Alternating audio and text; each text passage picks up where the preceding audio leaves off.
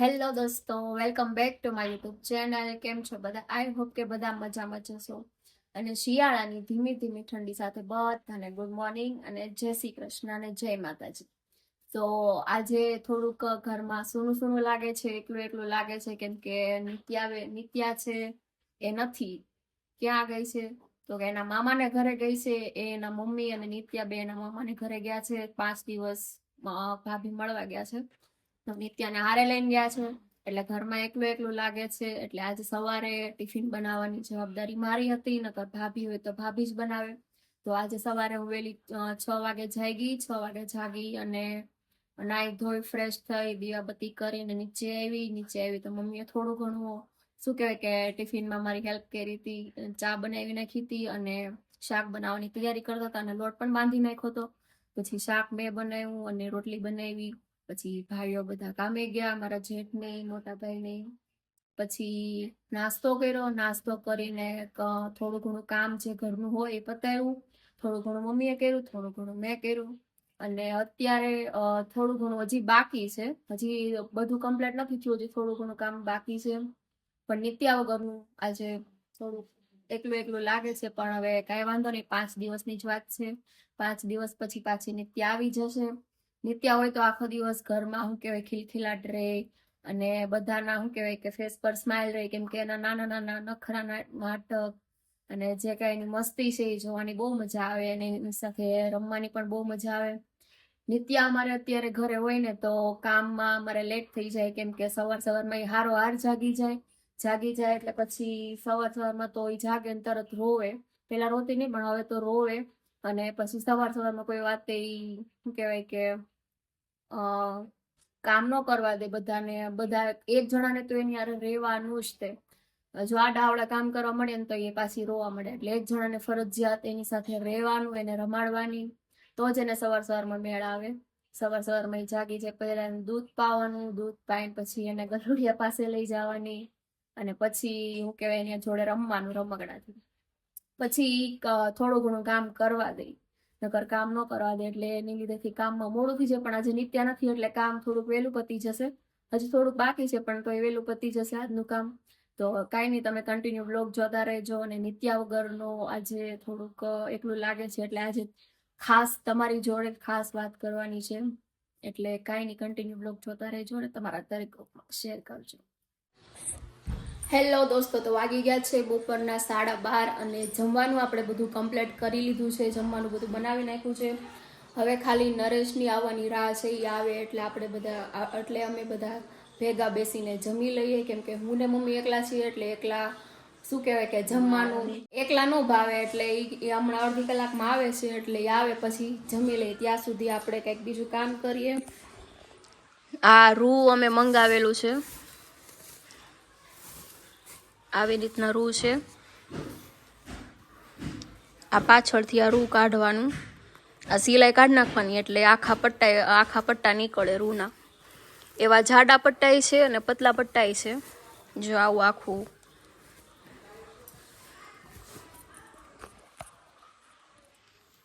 આ રીતનું હોય. આ સિલાઈ બધી વ્હાઈટ છે એ બધી કાઢવાની.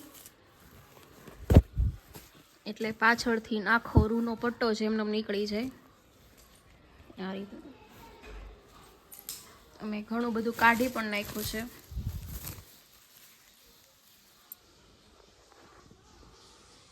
આવા પટ્ટા આવી રીતના નીકળી જાય. એટલે આપણે ગોદડા કે ગોદડી કે જે કાંઈ બનાવવું હોય તો પટ્ટા હોય તો સારું પડે. સીધું આપણે પાથરી દેવાનું જ રહે અને ઉપરથી સિલાઈ ભરવાની રહે. છૂટું રૂ હોય તો એને આપણે છૂટું ગોઠવવું પડે, પણ આ પટ્ટા હોય તો સારું પડે, સીધા પટ્ટા પાથરી જ દેવાના. મહેનતવાળું કામ છે થોડુંક, પણ ગોદડા બનાવવામાં એમાં સારું પડે. એટલે ચાલો હવે આપણે થોડીક વાર રૂ કાઢીએ તો નરેશ આવી જાય પછી જમી લઈએ. તો દોસ્તો, જેની રાહ જોઈને આપણે બેઠા હતા જમવામાં એ આવી ગયા છે. નરેશ આવી ગયા છે, જોઈ શકો તમે.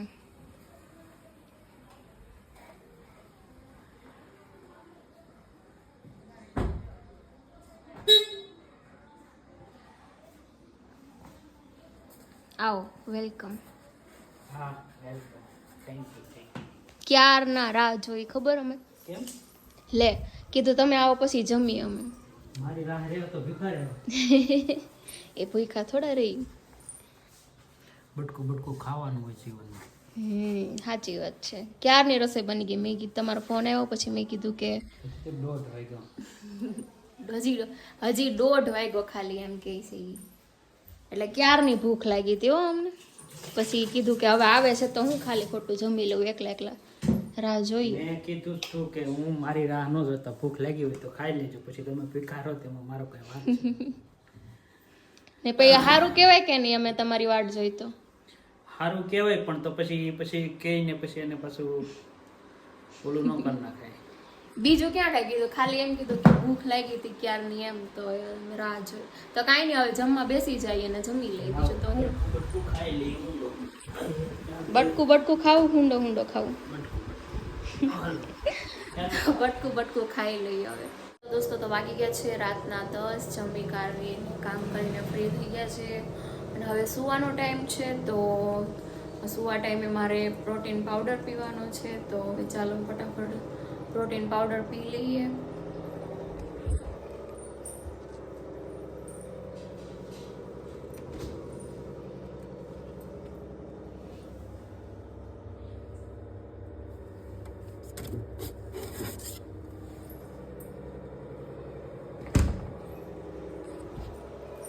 તો આ છે મારો પ્રોટીન પાવડર, ચોકલેટ ફ્લેવરનો છે. તો એની પહેલાં પણ એક ફ્લેવરનો મેં પીધો હતો પ્રોટીન પાવડર. એ હતો કેસર બદામનો હતો. કેસર બદામનો જ હતો. એનું ફ્લેવર મને નહોતું ભાવતું કેમ કે એ પીને પછી નકરા એના જ ઓટકારા એવા રાખતા હતા. તો આ વખતે ફ્લેવર ચેન્જ કર્યું છે. એમાં ચોકલેટ ફ્લેવર હતું તો ચોકલેટ ફ્લેવરનો ડબ્બો છે એ લીધો છે આ વખતે. એ બહુ મસ્ત છે, કોકો પીતા હોય ને એવું લાગે. તો આવો કંઈક કલર છે. મિક્સ થઈ ગયો છે પાવડર દૂધમાં. હવે બીજું દૂધ એડ કરશું વધારે. 1 ગ્લાસ પીવાનું.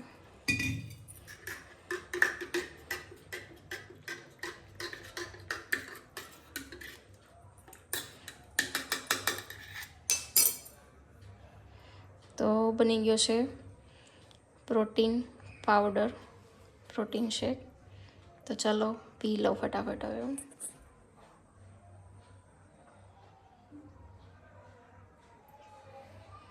બહુ મસ્ત ફ્લેવર છે.